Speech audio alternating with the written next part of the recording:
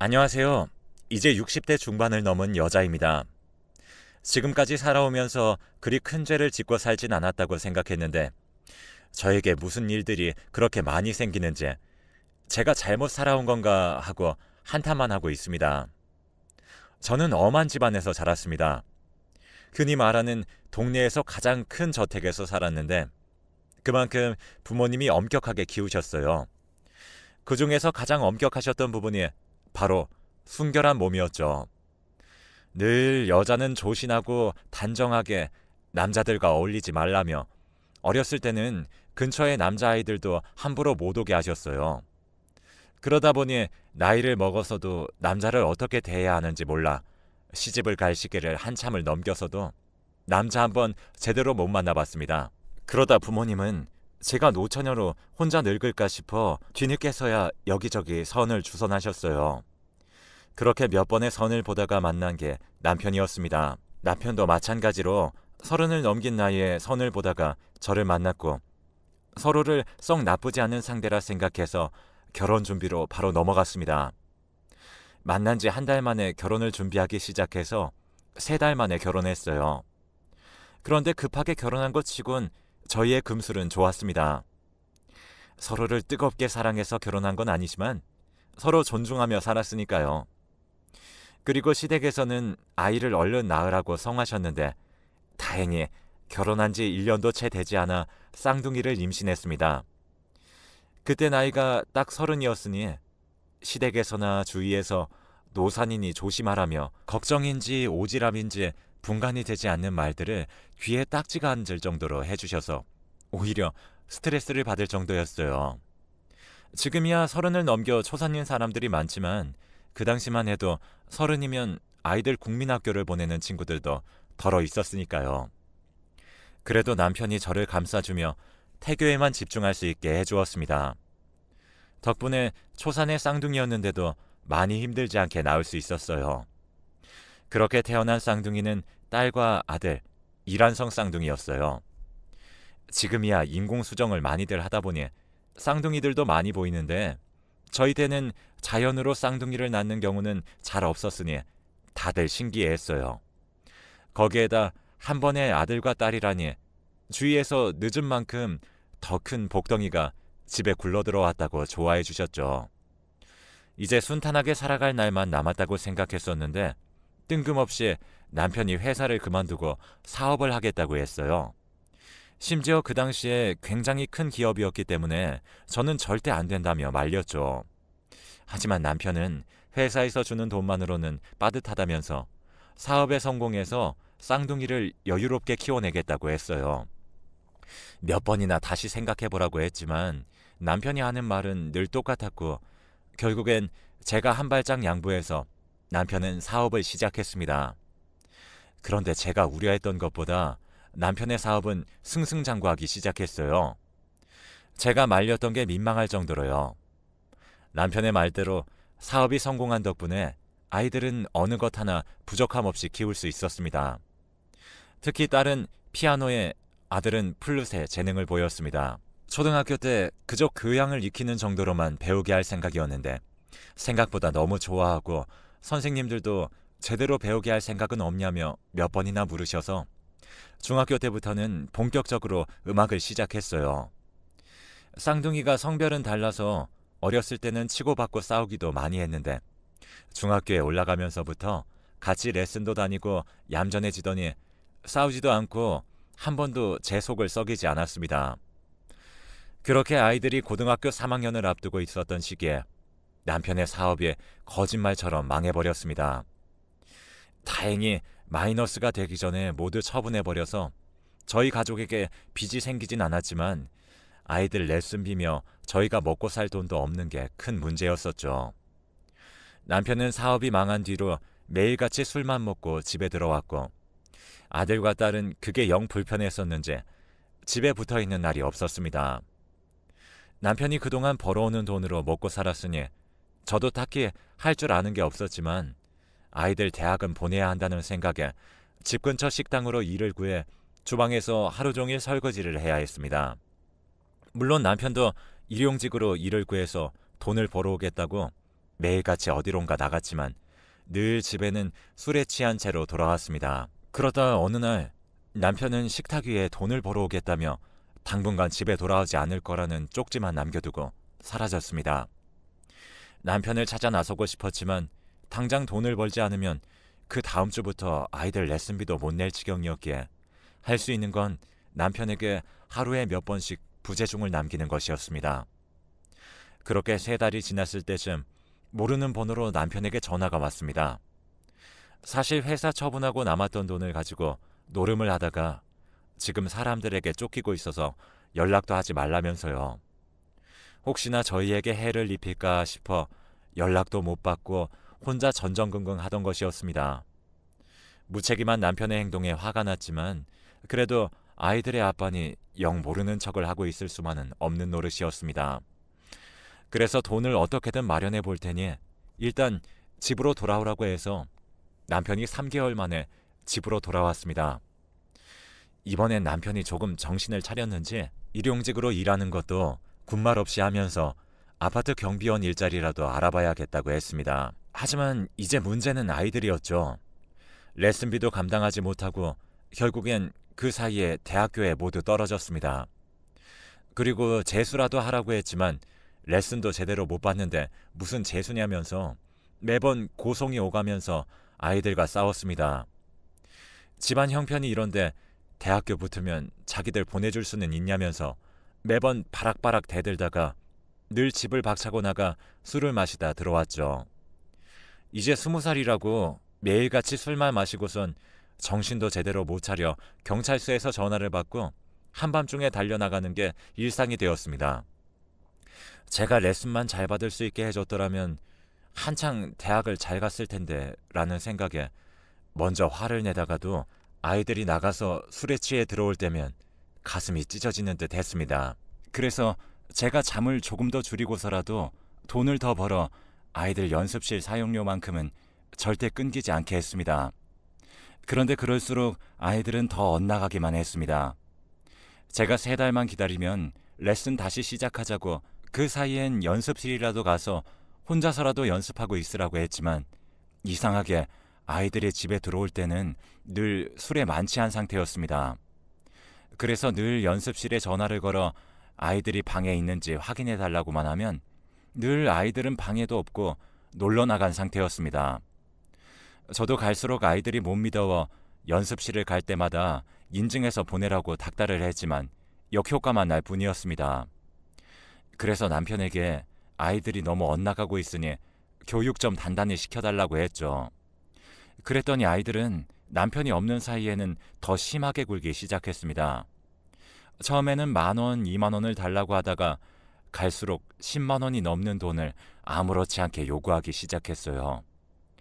제가 그래서 그렇게 큰 돈이 어디 필요하냐면서 이제 어디 놀러 다닐 생각 말고 연습실 가서 연습이나 하라고 했더니 아이들은 합심해서 저를 방에 가둬놓고 제 지갑에 있는 돈을 모두 가져가기도 했습니다. 심지어 아들이 있으니 그 힘을 제가 당해낼 수도 없었죠. 남편이 돌아오면 늘 있었던 일을 이야기했고 남편은 또다시 아이들을 죽일 듯이 잡았죠. 그런 악순환만 반복되고 있었습니다. 그러자 아이들은 아예 집을 나가버렸습니다. 경찰에 실종 신고라도 하려고 했지만 그마저도 단순 가출이라며 거부당했습니다. 아이들이 사라지고 미안한 마음에 괜히 남편만 탓했어요. 남편이 아이들을 너무 잡아서 아이들이 도망간 거라면서요. 당신이 너무 심하게 뭐라고 하니까 집을 나갔지. 그럼 그게 내 탓이야? 당신도 옆에서 뻔히 다 보고 있으면서 안 말렸잖아. 애들이 애초에 이 꼬라진 건 당신 때문 아니야? 어쩜 그렇게 말을 해? 애들이 삐뚤어진 건 학교 재수한다고 잠깐 방황해서 그런 것 뿐이야. 원래는 얼마나 내 말을 잘 들었는데 당신이 손찌검만 안 했어도 집까진 안 나갔어. 그래? 그럼 다 내 탓이네. 내가 다 잘못했지. 그럼 직접 애들 찾아가서 내가 무릎 꿇고 빌면 다 해결되겠네. 그러면서 늘 마지막은 현관문이 부서져라 쾅 닫고 집을 나가기 일쑤였습니다. 그런데 여느 때와 마찬가지로 싸움을 하고선 집을 나선 남편이 하루고 이틀이고 돌아오지 않았습니다. 처음엔 꼴도 보기 싫던 양반이 눈앞에 안 보이니 속 편했지만 시간이 갈수록 무슨 일이 있었던 건 아닌지 걱정되기 시작했습니다. 그렇게 한 달이 지났을 무렵 우체통에 직접 넣어놓은 쪽지가 있었습니다. 남편이 남겨놓은 것이었습니다. 쪽지에는 별다른 내용 없이 돈 벌고 올 테니까 나 찾지 마 라는 말만 덜렁 적혀 있을 뿐 어디로 간다거나 언제 돌아온다는 말은 없었습니다. 그래도 쪽지로라도 소식을 전해주었으니 한시름 놓였습니다. 어디에서 또 쫓겨다닐지도 모른다는 불안감은 불쑥불쑥 올라왔지만요. 하지만 아이들은 집을 나간 지 1년이고 2년이 지나도 돌아오지 않았습니다. 그렇게 남편도 아이들도 없이 혼자 그 집에서 묵묵히 기다렸습니다. 아무도 찾아오지 않는 그곳에서 기다리는 동안 세상에 홀로 남겨진 기분이었습니다. 친정에는 알리지도 않고 있었는데 결국 3년째가 되던 해에 다 들켜버려서 동생이 자기 집 근처로 이사 오라며 몇 번이고 절 설득했지만 언젠가 돌아올지도 모른다는 생각에 집을 떠날 수가 없었습니다. 그렇게 아이들이 사라진 지 딱 10년째 되던 해였습니다.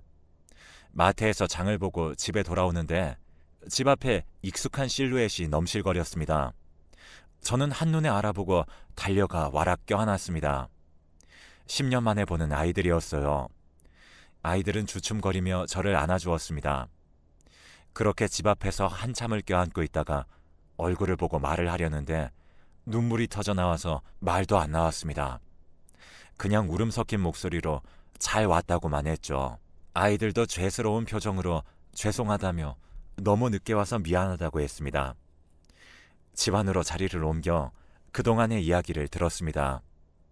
딸은 피아노 학원에서 초등학생 아이들 가르치는 일을 하고 있었고 아들은 그냥 카페랑 여기저기 아르바이트를 하다가 최근에는 악기 판매 영업을 하고 있다고 했습니다.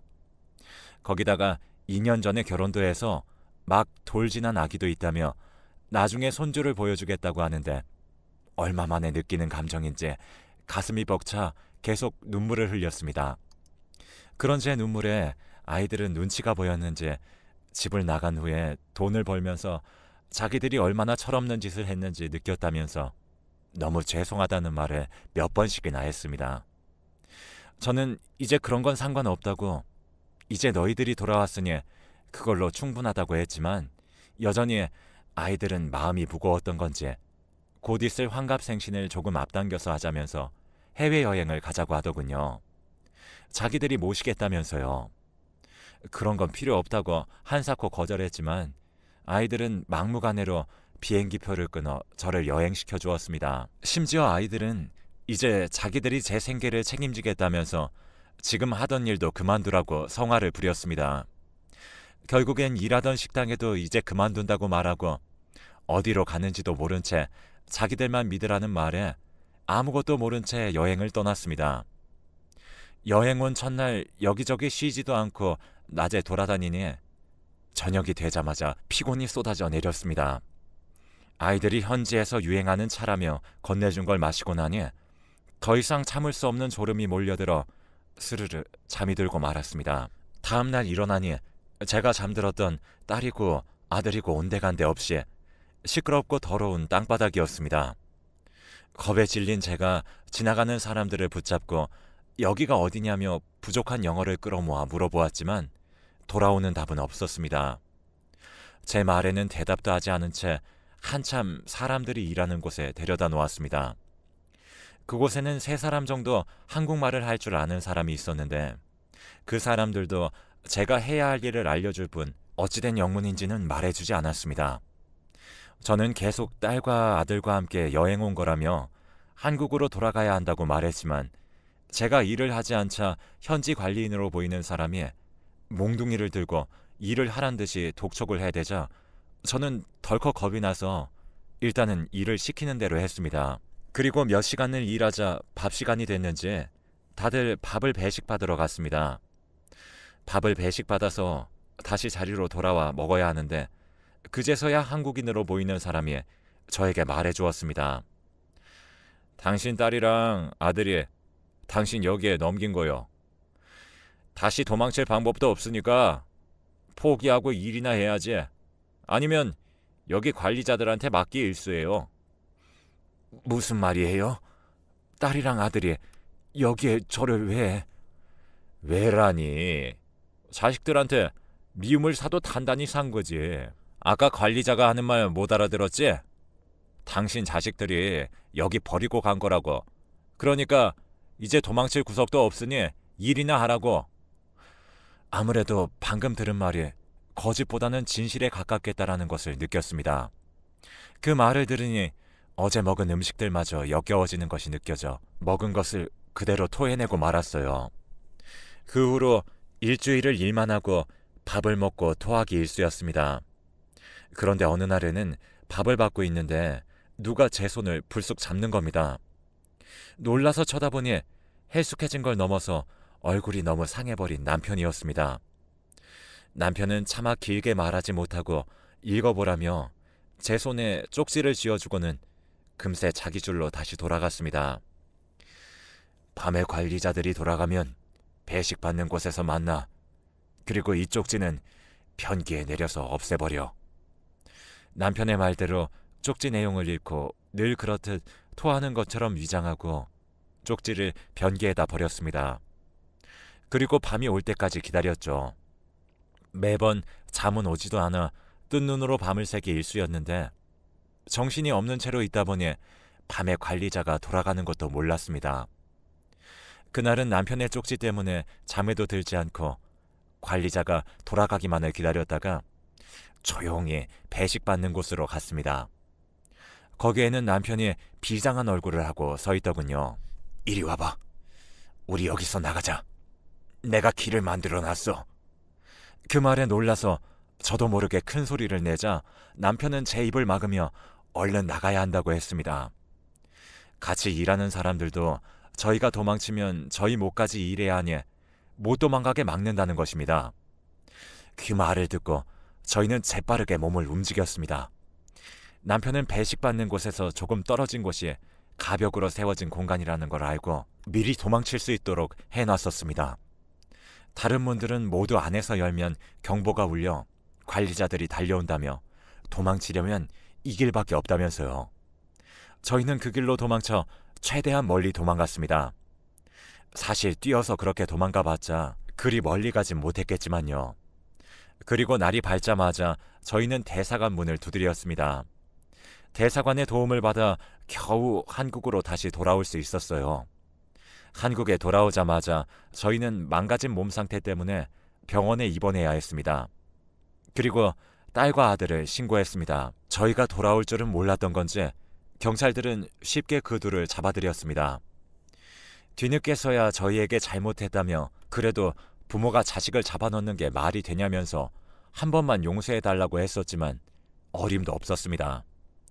다행히 저는 그곳에 간 지 한 달도 지나지 않아 돌아온 거라 건강에 이상은 없었지만 남편은 그곳에서 10년을 잡혀 일했다 보니 지금까지 살아있는 게 용한 정도라고 의사 선생님이 그러더군요. 남편은 10년 전 사라진 그날 아이들을 만나 술 한잔하며 달래보려고 했는데 취해서 잠이 들었다가 눈을 뜨니 그곳이었다고 했습니다. 그래도 제 남편이고 한때는 서로에게 좋은 사람이었던 사람이 이렇게까지 무너져 있는 모습을 보니 가슴이 아렸습니다. 남편은 이제 됐다며 저에게 지은 죄도 많으니 이제 제 발목 잡지 않겠다며 남은 제 인생을 살라고 했지만 어디 그게 쉬운가요?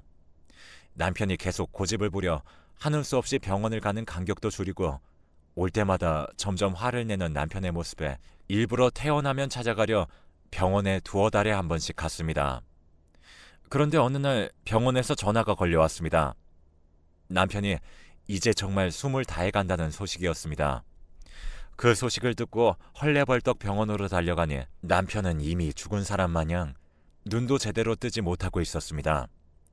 의사 선생님한테 들으니 들어올 때부터 사실 가망이 없었다면서 남편이 저에게는 아무 말도 하지 말아달라고 부탁해 대는 통에 말을 못했다고 하더군요. 그런데 남편이 죽기 전에는 말해줘야 할 것 같아서 연락했다고요. 남편은 간신히 산소호흡기에 의지한 채 가쁜 숨을 내쉴 뿐이었습니다. 내 남은 인생 구해준 건 당신이니 당신이랑 이제 살아보려고 했는데 이렇게 혼자 가버리면 나는 어쩌라는 거예요. 뼈만 앙상하게 남아 얇은 가죽이 덮고 있는 꼬르란 손을 살포시 쥐어잡자 남편은 편안한 표정으로 세상을 떠났습니다. 마음의 준비도 제대로 하지 못한 채 남편을 잃고 장례를 치러주었습니다. 자식들은 이 와중에 한 번만 다시 생각해보면 안 되겠냐면서 편지를 보내오는데 치가 떨려서 직접 법정에 증인으로 가겠다고 했어요. 이렇게 허무하게 가버린 남편을 위해서라도 가만히 있을 수는 없었습니다. 그렇게 딸과 아들은 모두 징역형을 받고 교도소에 수감되었습니다. 아들네 가족이 자꾸만 찾아와서 지금이라도 늦지 않았으니 한 번만 다시 생각해달라며 난리를 부리는 통에 아들네 가족도 접근금지 신청을 했습니다. 이 이야기는 또 어떻게 알았는지 동생이 찾아와 자기와 함께 살자며 저를 강제로 끌고 자기 집으로 저를 데려갔습니다. 동생을 볼 낯이 없어 처음엔 부끄러웠지만 그래도 그 집 조카와 동생도 다 저를 챙겨주어서 근 10년 동안 처음으로 따뜻한 밥 3끼를 챙겨 먹고 있습니다. 이제는 씩씩하게 거울도 잘 보고 가끔씩 남편을 만나러 산소도 갑니다. 이 일이 있었던 것도 벌써 5년이 다 되어 가네요. 그 당시에는 정말 죽고 싶다는 생각밖에 없었는데 결국엔 다 지나가고 이제는 조카와 동생과 오손도손 잘 살고 있습니다. 절망의 끝에서 일상으로 돌아오기까지 너무 오랜 시간이 걸렸지만 결국엔 다 돌아온다는 걸 깨달았습니다. 여러분도 힘든 일이 있으셔도 포기하지 마시고 꼭 이겨내시길 바랍니다.